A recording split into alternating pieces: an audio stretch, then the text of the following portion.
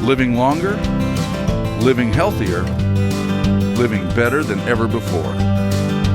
Welcome to Mountain Pacific's Healthy Living for Life, a weekly series that gives you the information, education, and expert insight you need to become an active participant in today's ever-changing healthcare climate.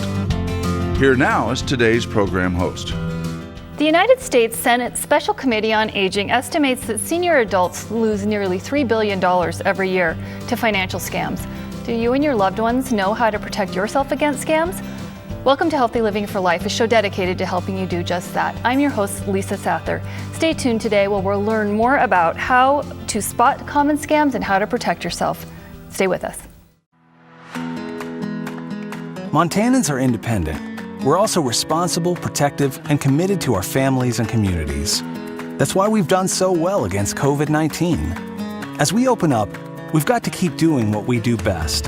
And it starts with each and every one of us, protecting public health in the 406 for our families, friends, and neighbors. We all have to do our part. Montanans get that. And we've got this. Did you just text me? I didn't want to disturb you if you were sleeping. Sleeping? I'm sitting right next to you, silly. There you are. Hey, I found a couple of Medicare helping programs online that I think we ought to look into. It says if we qualify, we can get help paying for our prescription drugs. Oh, and there's a program that can help pay our Part B premium. To learn more about extra help and Medicare savings programs, call your local SHIP counselor today. Maybe I better text him. Here in Montana, we love our outdoor activities. Unfortunately, few of them are risk-free. Indeed, Montana is second in the nation per capita in head injuries that can destroy the lives of people we love. That's why you should insist your family always wear protective helmets. But you can do even more. When you fill out your vehicle registration this year, circle the Y and donate $1 to support traumatic brain injury prevention and education. Now that's using the old noggin. I take care of my wife at home. When I found out training was available, I said, sign me up. It's made a huge difference. When my husband was injured at work, it was life-altering. The classes taught me that it's okay to grieve, to ask for help, and to better cope as a caregiver. My dad lives 4 hours away, and the Powerful Tools classes taught me that it's okay to ask for help. I highly recommend them. To find out about this course for caregivers, go to powerfultoolsforcaregivers.org. It's amazing the difference a little training can make. Welcome back to Healthy Living for Life. Joining us today is Better Business Bureau Marketplace Director, Hannah Stiff. Thanks for being here today, Hannah. Hey, thank you for having me. So, unfortunately, it's commonly known that scammers like to target older people, especially with financial scams. Can you explain why that is? Yes, absolutely. So we know that this is a problem because seniors have in their lifetime amassed sometimes a nest egg. They might have a home that is paid off, and scammers know that. They know that there's finances there to be taken, and seniors can be trusting as well. A very polite generation. We know that they won't instantly hang up the phone maybe when they should on scammers, so that makes them much more likely victims. So what are some of the common risk factors then for elderly financial abuse? Yes, that's a great question. The biggest factor that we tell folks is isolation. Seniors who are isolated are at a huge risk of falling prey to a number of scams. So it's really important for seniors to have people in their lives who are regularly checking in, and similarly for them to be out in the community doing things they love. And that lack of isolation really corresponds with a drop in the scams perpetrated against seniors. And that is the biggest deterrent, is making sure our seniors are not isolated, or they haven't had someone new come into their life who could potentially scam them that a family member doesn't know about. So obviously it isn't rare for older folks to fall victim to financial scams. Can you provide us some of the statistics around how often this is occurring? So examples would be annual cost, etc. Yeah, so we know this is a huge annual cost, and really there's a range. We don't often know the full picture of how much money is being lost, but some estimates say up to $36 billion annually is lost when seniors fall prey to these financial scams. And that's astronomical, but we also know that these scams are underreported. Seniors feel, ashamed that they have been scammed, and they do go unreported, so that $36 billion figure could be even higher. Do we have any idea of age range for people that are typically targeted? Well, we know that a recent statistic has told us that nearly 85% of the wealth in the United States is concentrated from folks that are 50 or older. So that stands to reason that that is the age group as well. We start to see 50 on up. Those age groups are a little bit more susceptible to scams, but seniors aren't alone. That's the other thing we always say.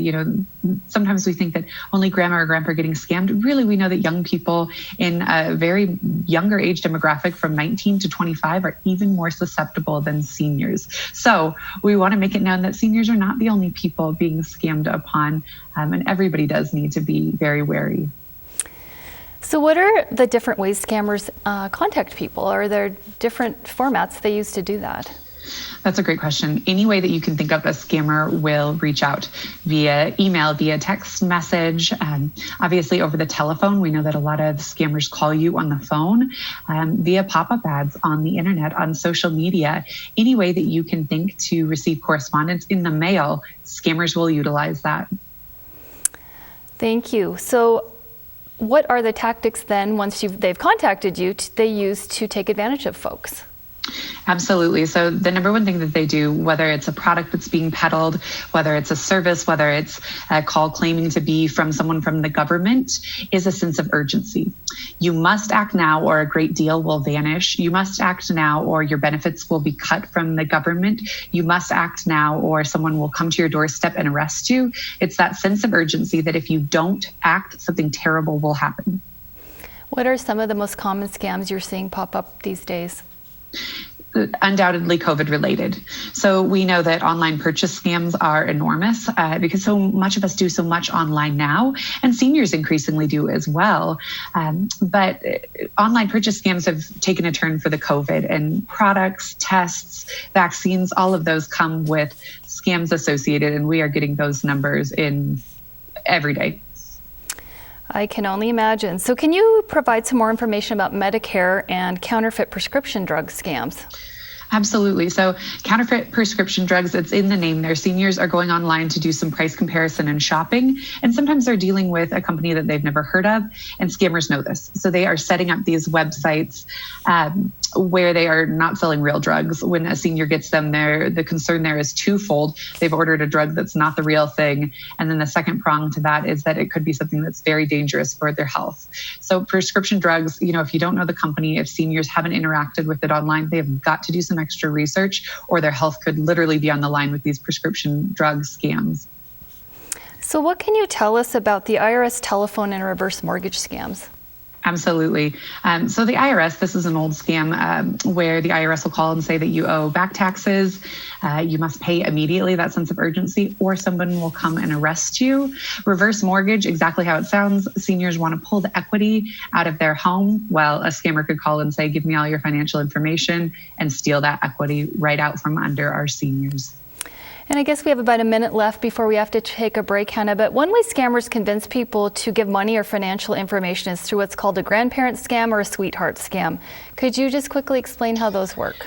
Yeah, absolutely. Seniors are online looking for love, and they are interacting with someone they think is great. Well, it turns out it could be a scam profile. The very photos could be stolen off of the internet. And then there's always a hard luck story. So maybe there's an illness, maybe there's a car that's broke down, and there's always a plea for money in these sweetheart scams. So we want folks to do a Google image search to make sure this isn't a ripped off image, and to be really careful. Don't ever give money to someone that you haven't met. That's at the crux of this. The grandparent scam preys on grandparents being so loving. It creates a real sense of emergency that a grandchild is in danger, maybe overseas, maybe they're in the hospital. Please send money now. Great. We're going to pause here for a quick break, and when we come back, we're going to talk about what to do if you have been contacted by a scammer and how to avoid falling for a scam. Stay with us. We'll be right back.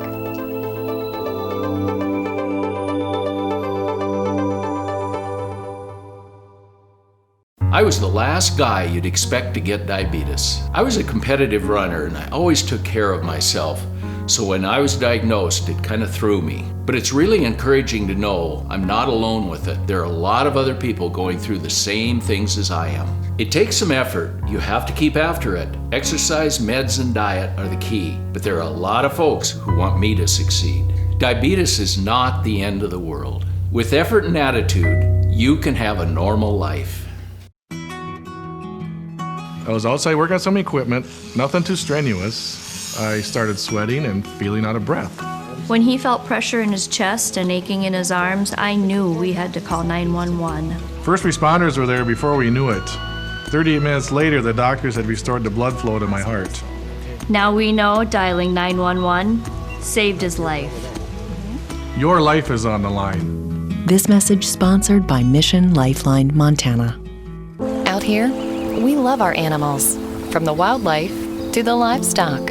Inside, it's the same. They're just like family. We keep them happy and healthy, most of the time. Secondhand smoke puts pets at risk for cancer, feline lymphoma, vomiting, increases the risk of tumors and lung cancer, even causes eye and skin disease. Secondhand smoke puts your pet's life at risk. With as many as 1 in 10 Americans at risk for Alzheimer's or some other form of dementia, chances are someone you know and love will receive that diagnosis. When that happens, you may well feel devastated, but know that you are not alone. Help is available. You don't have to face dementia by yourself. Call the free 24/7 Alzheimer's Association helpline, 800-272-3900, for guidance and support. Welcome back. Hannah is still with us here to talk about scams, especially those that target older folks, and how to avoid getting caught in a scam. Hannah, thanks for staying with us. Thanks for having me. So first, what are the big red flags that someone should look out for? Absolutely. So we want to look out in any scam for that sense of urgency, for a pressure to act now kind of a tactic. We know that scammers do that so that they can keep you on the phone if they have called you, or so that you don't have time to research things. So that's really at the crux of it. And then also that sense that if you don't act now, something terrible is going to happen to you. That's really how a lot of these scams are predicated. And a lot of them can really look like things that could be legitimate. So you might be ending up on a website as a senior that looks like a reputable charity, or it looks like a great place to get prescription drugs, but that the URL address in that web browser could be one letter off. So vigilance is especially important for seniors as they do, like any of us, navigate this online landscape for shopping. Do you have some tips for folks that can help keep them diligent and protect themselves to look out for this? Yes, we do. So anytime that you receive a phone call that's unsolicited, you can hang up. If something feels in your gut like it's not right, follow that instinct. Hang up the phone. Similarly, if something comes across your email that looks fishy, delete it right away and start with the source. So if you know who you want to contact, if it's a government agency, they probably are not going to be reaching out to you. Go directly to that website, that .gov website, and get the telephone number that you need to reach out. And similarly, before you ever interact with a company, before you ever fork over your financial information or your personal information, research the company. At Better Business Bureau, we keep records on those businesses at bbb.org so that consumers can do just that, not make a hasty decision and feel like they're really well informed before they sign off with a new company.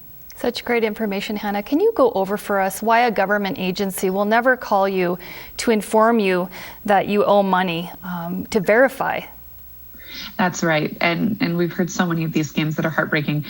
Impersonators of the Social Security Administration calling to verify seniors' Social Security number. And we know that's patently false. They've already got it. They won't need to call you.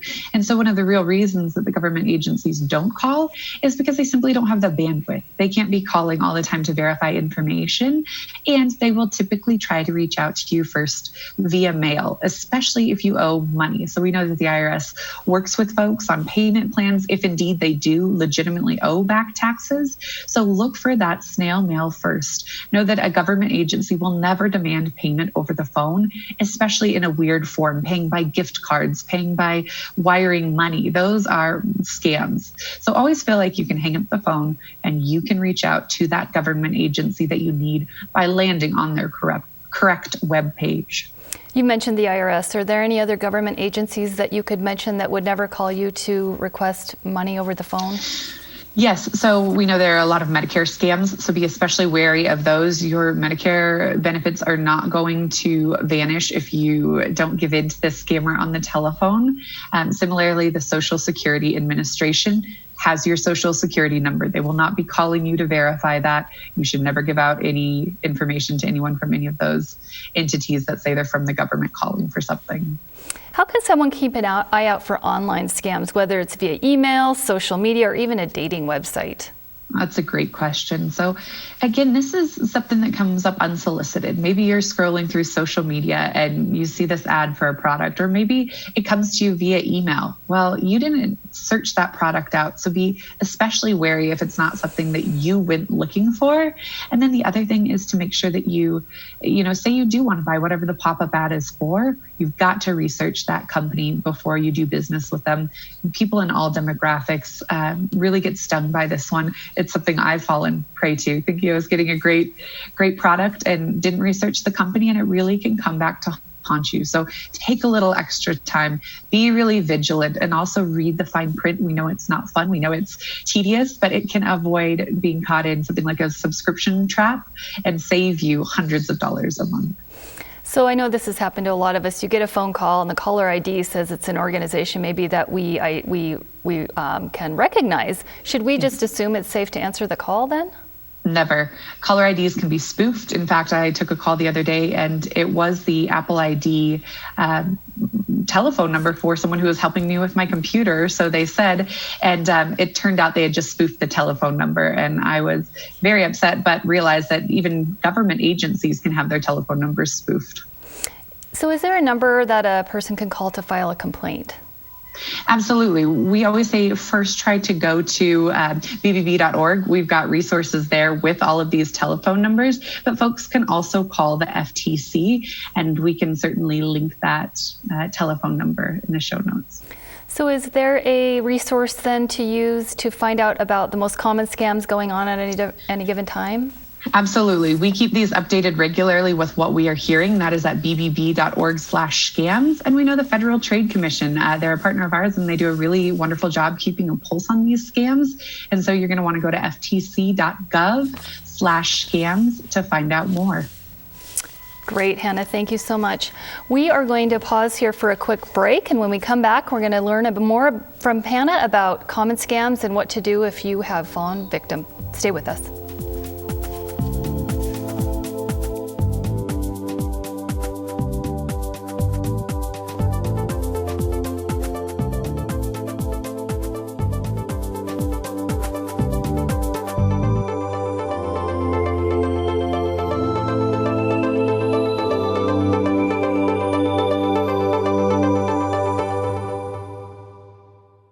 When I found out it was diabetes, my first thought was, Barb, you need help. You have to take control of this. There is help. My doctor gave me a phone number. I called and signed up with a diabetes educator. There is help. I have to put blinders on when I walk past the bakery counter. I can feel my blood sugar go up. You succeed a little at a time. If you have diabetes, help is available. You do not have to do it alone. Ask your doctor about diabetes education or visit montana211.org.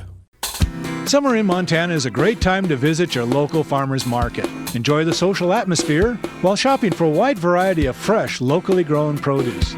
Together with both WIC and Senior Farmers Market nutrition programs, you help feed your family 5 or more daily servings of fruits and vegetables for better health. You also help local ag producers and enhance the state's economy. So, for summer fun that's nutritious and helps Montana's economy, shop at your local farmers market. Final call from flight 566. Hello, gentlemen. May I see your Montana Real IDs? IDs? Why, I'm Captain Meriwether Lewis. And I'm Captain William Clark. Hang on, I see more than one William Clark. It's the real me, I promise. Discover more at mtrealid.gov. Available now. Montana Real ID. It's the real me. And me. I've been shooting since I was young. It's something I've always enjoyed. I wasn't feeling like myself, but my friend noticed. He asked if he could hold onto my guns temporarily. At first, I was a little shocked, but then I agreed. I think he saved my life that day.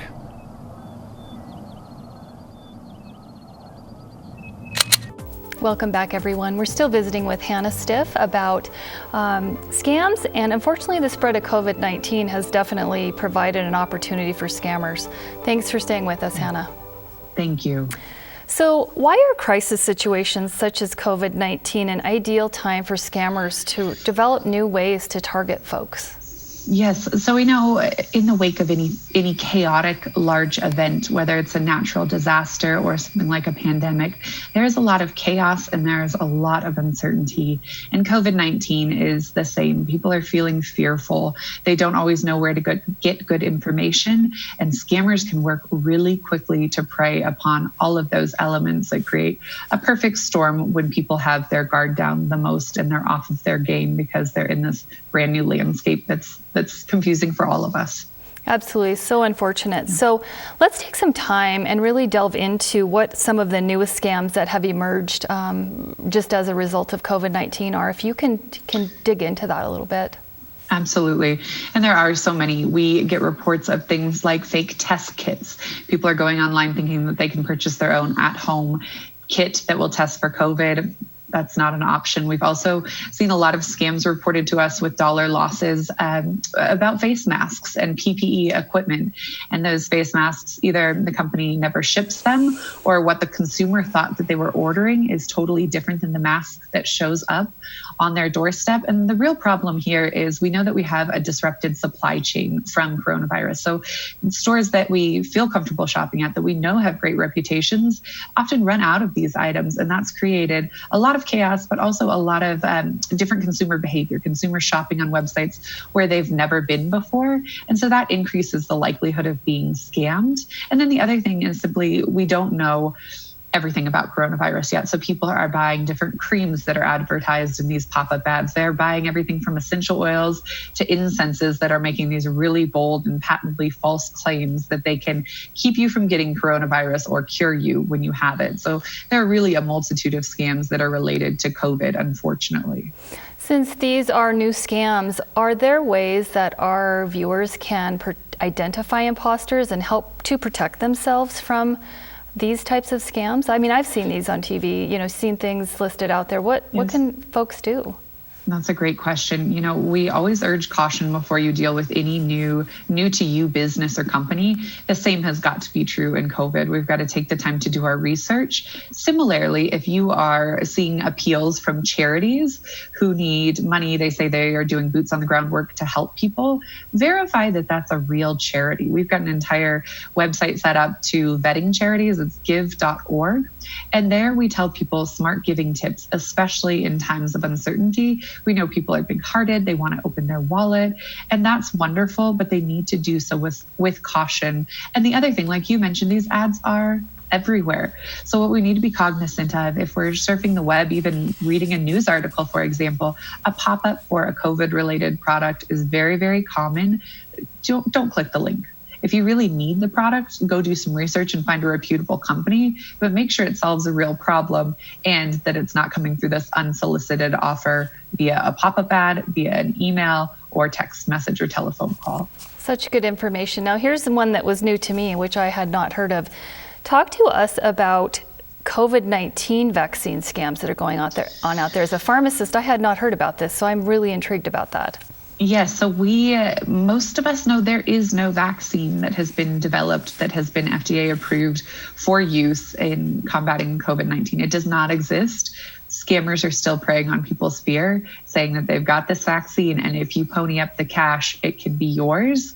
And so it's really heartbreaking that not everybody knows that there is no vaccine yet for COVID, and they feel so worried that they are forking over money in these appeals, claiming that they can keep themselves safe. That's good information. Thank you for that one. So how about scams claiming to be treatments and cures? What do those scams look like? So they're vague on details. It's hard to really see what the product does. It's hard to verify that it's going to do what it says it's going to do. And then if you were to follow the website from, say, a pop-up ad that talks to you about this miracle cream or product that's going to keep you safe, you'll find that there's very little return information on the website. It's very hard to see how you could return this product if it didn't work. It's very hard to get a real person on the telephone because, frankly, they don't want to give your money back. This is a scam. So So really look into those things. It's not fun to dig around a website looking for return information, looking for a customer helpline, but you've simply got to do it. Otherwise, not only are you out something that could help your health, you're also out the money for the product. So a lot of vigilance, especially in these crazy days we're living through. So I'm hearing that the United States Senate Special Committee on Aging released a statement concerning texting scam that's targeting seniors with COVID-19. Can you talk to us more about that? Yes, we know that there was a release on that, and we know that these texting scams are really widespread. So everything from contact tracing, we know that that's a big scam. People will receive a text message saying that they were in contact with someone who has COVID, so they need to self-isolate, they need to quarantine, and then the person either on the text message or on the telephone will start asking for a lot of personal information, all in the name of contact tracing. So that's a big scam, and it's really hard because people feel like they need to respond, they need to give this information, and they need to do their part to stop the spread. And it's really getting out of hand, people giving out their information when they think they're dealing with a government entity and they're not. Wow. So can you talk about scams that have popped up regarding the stimulus checks from the federal relief program? I had not heard about this. Yes, so a lot of people have already received their money from the CARES Act, that stimulus money we talk about, and it was directly deposited into their bank account without any hassle. And the way that the IRS was able to do that is they look at the tax information that you had for the previous year, and if you received a direct deposit or if you paid from your bank account, the IRS had that information. So it was very little hassle for a lot of people, but not everyone had a linked bank account. So now what the government is doing is sending what they call their EIP credit cards is almost what it looks like. It says Visa on the front, MetaBank is the issuing bank, but these come in a very nondescript white envelope, and people are just not sure, is this a hoax? Is this the real deal? And of course, when we've got con artists who are taking advantage of the situation, calling and saying, we can expedite your money from the federal government if you pay us a small fee, or we need your banking information to get you that direct deposit. Thank you. So we're about out of time. Any quick closing thoughts, Hannah?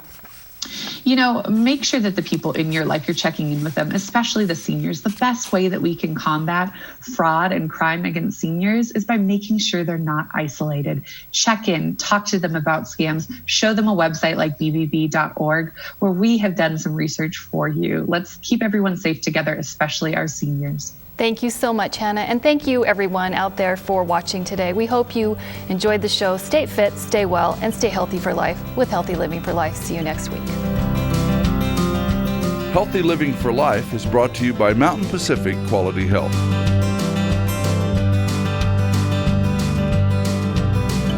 We'd love to hear from you. If you have suggestions for future programs, visit our website at mpqhf.org or call us at 406-443-4020. You can also catch us on YouTube by visiting our website and clicking on the YouTube icon.